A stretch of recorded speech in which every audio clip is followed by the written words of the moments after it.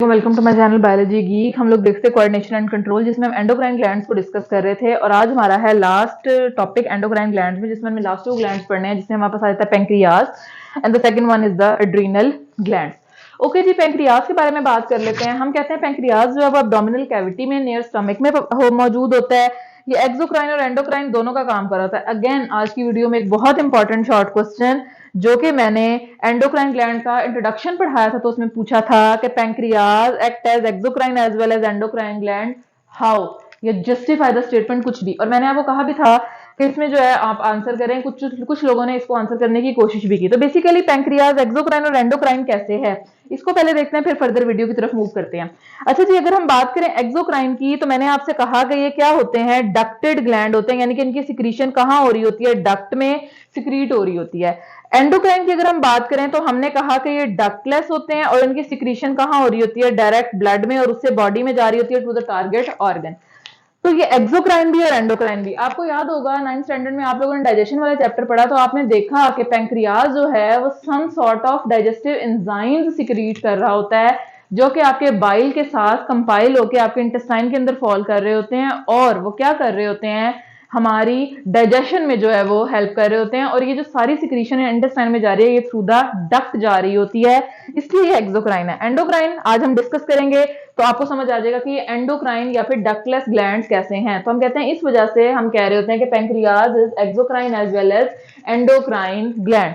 अच्छा जी, पैंक्रियाज में एक स्पेशल टाइप ऑफ सेल्स मौजूद होते हैं जिनको हम आइल्स ऑफ लैंगहेरन्स कहते हैं। लैंगहेरन्स वो था जिसने हमें बताया बेसिकली।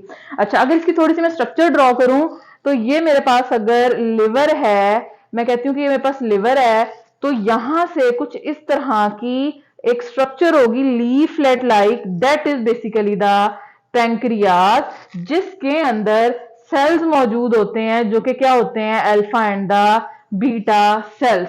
ठीक हो गया। हम कहते हैं कि हमारे पास पैंक्रियाज के अंदर आइल्स ऑफ लैंगरेंस में 2 टाइप्स ऑफ सेल्स मौजूद होंगे। One is the alpha cells and the other one is the beta cells. Alpha cells एक special type of hormone release कर रहे होंगे, that is the glucagon, and other the beta cell जो secrete कर रहे होंगे, that is the insulin. One is the glucagon and the other one is the insulin. अब ये फंक्शन क्या कर रहे हैं, हमने कहा कि जो इंसुलिन है, जैसे ही हमारे ब्लड में शुगर लेवल हाई होता है, right after the meal, insulin हमारी बॉडी जो है पैंक्रियाज रिलीज करना शुरू कर देती है। और जो एक्सेसिव शुगर होती है हमारे ब्लड के अंदर, उसको क्या कर लिया जाता है, उसको आप कह लें कि पिकअप करके ग्लाइकोजन में कन्वर्ट कर दिया जाता है और उसको स्टोर कर दिया जाता है लिवर में। अब इंसुलिन का क्या काम है कि ब्लड में जैसे शुगर का लेवल हाई होगा, इसको कलेक्ट करेगी, कलेक्ट करने के बाद इसको ग्लाइकोजन में कन्वर्ट करके लिवर में स्टोर करेगी। उसके बाद इंसुलिन का क्या काम है कि इसने जो ग्लूकोज की ट्रांसपोर्ट है क्रॉस द सेल मेम्ब्रेन, उसको भी क्या करना होता है, मेंटेन करना होता है। अगर हमारे ब्लड में इसका लेवल हाई हो गया तो डेफिनेटली सी बात है कि विद इन द सेल जो है वो क्या करना शुरू कर देगी, मूव। अगर सेल के अंदर अमाउंट ज्यादा है तो वो एक्सेसिव अमाउंट जो है वो कहां आ जाएगी, ब्लड में, और ब्लड से फिर पिकअप कर लिया जाएगा with the aid of insulin.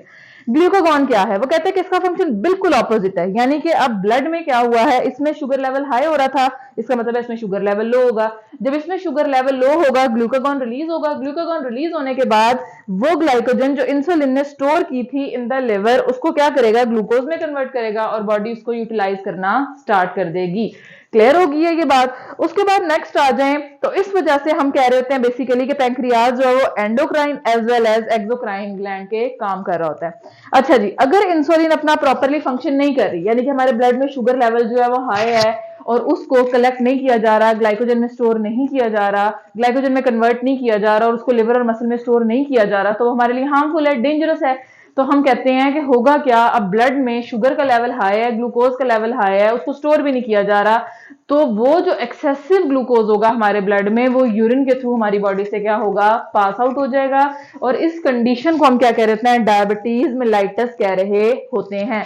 ये हमने प्रीवियस क्लास में जब मैंने एड्रीनल ग्लैंड्स आपको पढ़ाया, तब मैंने आपको बताया कि एडीएच अगर वाटर को लेस अब्सॉर्ब कर रहा है तो कौन सी डायबिटीज है, डायबिटीज इंसिपाइडस, और दूसरी क्या थी, डायबिटीज मेलाइटस, जिसमें बेसिकली बीटा सेल्स इंसुलिन को क्या है, प्रोड्यूस नहीं कर रहे, इसकी प्रोडक्शन नहीं हो रही, शुगर का लेवल हाई है, जिसकी वजह से वो यूरिन में क्या हो रही है, सिक्रीट आउट हो रही है। और इसको क्योर कैसे करेंगे हम, आर्टिफिशियल इंसुलिन जो है वो आप कह लेंगे, नॉर्मली ये ह्यूमन बींग जो है वो आर्टिफिशियल इंसुलिन पे आ जाते हैं, मेडिकेशन पे आ जाते हैं, लेकिन अगर हम कहें कि लाइफ टाइम के लिए कंट्रोल हो जाए आर्टिफिशियल इंसुलिन और मेडिसिन से, तो ऐसा नहीं होता। आप जब तक सर्वाइव करते हैं आपको इंसुलिन और मेडिसिन जो है वो लेनी पड़ती हैं। बेसिकली आपकी बॉडी के अंदर शुगर का लेवल जो है वो ज्यादा हो रहा है। और आपने ये भी ऑब्जर्व किया होगा कि अगर कोई डायबिटिक पेशेंट है और उसने किसी भी एरिया में यूरिन किया, वॉशरूम है या कोई भी एरिया है, तो वहां पे आंट्स जो हैं, जो इंसेक्ट्स हैं इस तरह के, वो बहुत ज्यादा कलेक्ट हो जाते हैं। क्यों? क्योंकि उस यूरिन के अंदर ग्लूकोज लेवल हाई होता है, तो वो जो ग्लूकोज का लेवल हाई है उस वजह से उस यूरिन के इर्द गिर्द जो है वो आंट्स वगैरह जो है वो ज्यादा कलेक्ट होते हैं। इनिशियली डायबिटीज को ऐसे डायग्नोज किया जाता था क्योंकि ये बिल्कुल डिफरेंट था एक नॉर्मल ह्यूमन के यूरिन से। अच्छा जी, उसके बाद आ जी एड्रीनल ग्लैंड्स क्या हैं। हम कहते हैं एड्रीनल ग्लैंड्स जो हैं हमारी किडनीज के ऊपर मौजूद होते हैं। आपको ये मैंने जब इंट्रोडक्शन हमने पढ़ा था तब भी पढ़ा था कि ऐसी एक फैटी सी स्ट्रक्चर होती है। बेसिकली जो क्या है, एड्रीनल ग्लैंड्स हैं, बोथ किडनीज पे मौजूद होंगे और दो तरह के हार्मोन्स रिलीज कर रहे होंगे। ये आप कह लें कि एड्रीनल ग्लैंड्स जो हैं, फॉर एग्जांपल ये आप कह लें कि एड्रीनल ग्लैंड है, इसका जो आउटर पोर्शन होगा that will be the cortex, adrenal cortex, और जो इसका इनर पोर्शन होगा that will be the adrenal medulla. तो ये दो पोर्शन है, दो पोर्शन दो तरह के हार्मोन्स जो है वो रिलीज कर रहे होंगे। एड्रीनल कॉर्टेक्स जो सेवरल हार्मोन्स रिलीज करता है, जो बेसिकली क्या है, हमारे पास कॉर्टिकोस्टेरॉइड हार्मोन है। कॉर्टिकोस्टेरॉइड हार्मोन का क्या काम होता है बेसिकली, कि इसने वाटर, सॉल्ट्स, मिनरल्स, इनकी कॉन्सेंट्रेशन को क्या करना होता है, कंट्रोल करना होता है।